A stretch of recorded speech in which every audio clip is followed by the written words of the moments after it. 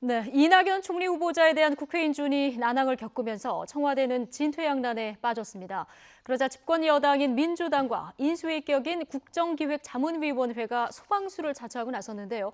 새로운 공직자 인선 기준을 마련하자고 제안을 한 건데 문재인 대통령이 약속했던 인사 5대 원칙이 후퇴한 것 아니냐 이런 비판도 나오고 있습니다. 취재기자 연결해서 자세한 내용 짚어보겠습니다. 이종원 기자 나와 있습니까? 네, 청와대 춘추관입니다. 예.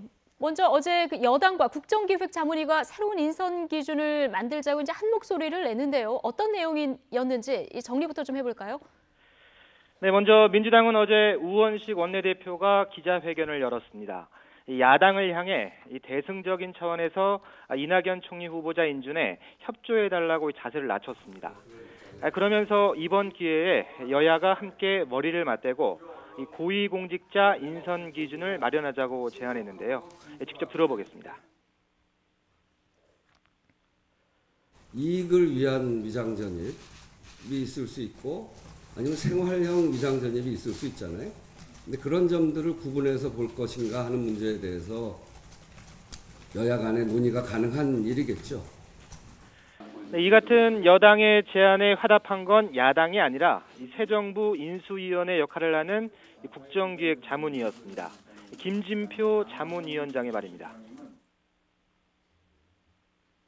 이런 소모적 논란을 빨리 없앨 필요가 있다. 또 앞으로도 있을 새 정부의 인사에서도 똑같은 문제가 생길 수 있지 않느냐. 그렇다면 국민의 뜻을 받들어서 국정을 운영할 네, 그동안 이 청와대 인선과 관련해선 좀처럼 나서지 않던 자문위가 소방수 역할을 자처한 건데요.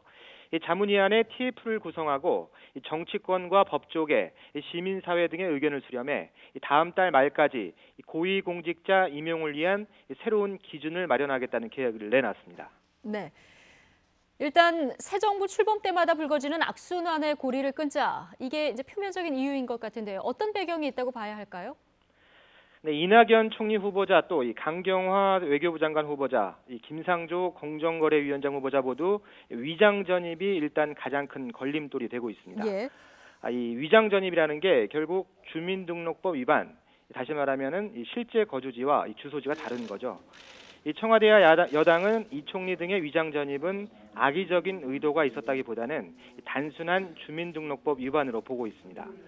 당시 부주의나 현실적인 문제 때문에 실제 거주지와 주소지가 달랐을 뿐 이 부동산 투기 등 악의적인 의도는 없었다는 거죠.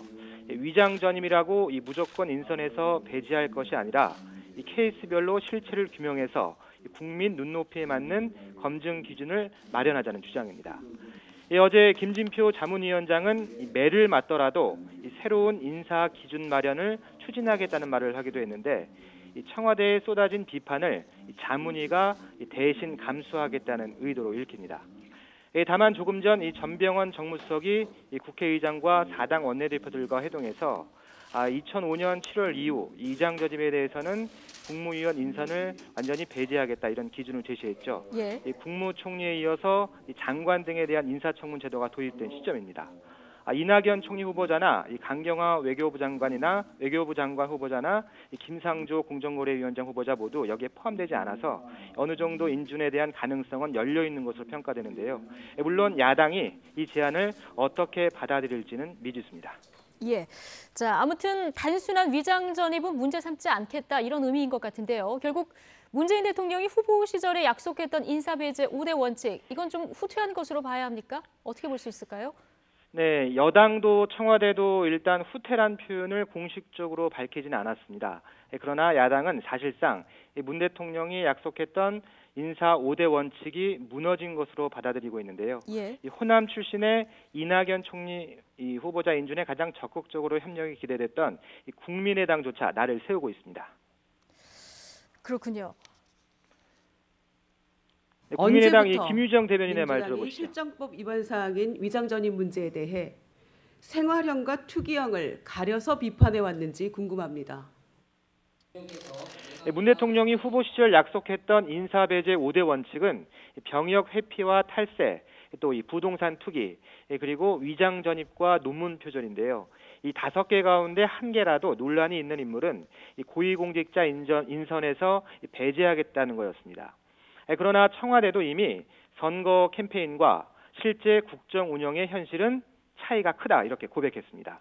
예. 임종석 비서실장입니다. 선거 캠페인과 국정 운영이라는 현실의 무게가 기계적으로 같을 수는 없다는 점을 솔직하게 고백하고 양해를 부탁드립니다. 야당은 일제히 인사 배제 원칙을 약속했던 장본인인 문 대통령이 직접 해명해야 한다는 입장을 고수하고 있습니다. 예. 오늘 오후에 수석 보좌관 회의가 열리는데요. 대통령이 직접 입장을 밝힐 가능성 있을까요? 네, 이미 대통령 비서실장이 사흘 전 보신 것처럼 국민과 국회에 사과했습니다. 문 대통령이 직접 공식적인 브리핑을 통해서 담화를 발표할 가능성은 작아 보이는데요. 그러나 문 대통령이 직접 협치를 선언했고 또 이 여소야대 전국에서 무작정 야당의 요구를 무시할 수 없는 게 현실입니다.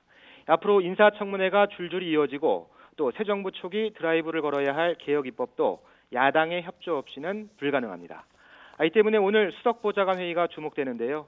정식 안건으로 논의는 되지 않더라도 문 대통령이 모두 발언을 통해 야당의 명분을 세워주는 정도의 메시지를 내놓을 가능성은 있어 보입니다. 수석보좌관 회의는 오후 2시부터 시작됩니다. 지금까지 청와대 춘추관에서 YTN 이종원입니다.